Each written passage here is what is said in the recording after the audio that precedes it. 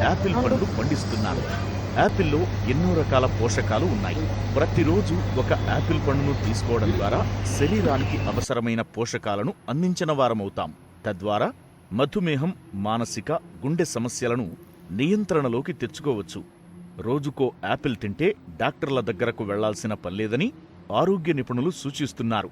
పీచు పదార్థం, విటమిన్లు, ఖనిజ లవణాలు యాపిల్స్లో పుష్కలంగా ఉండడం వల్లే యాపిల్కు అంత ప్రాధాన్యత ఏర్పడిందని చెప్పవచ్చు. గుండె సంబంధిత సమస్యల ముప్పుని తగ్గించుకోవాలంటే రోజూ కనీసం ఒక యాపిల్ తినాలి.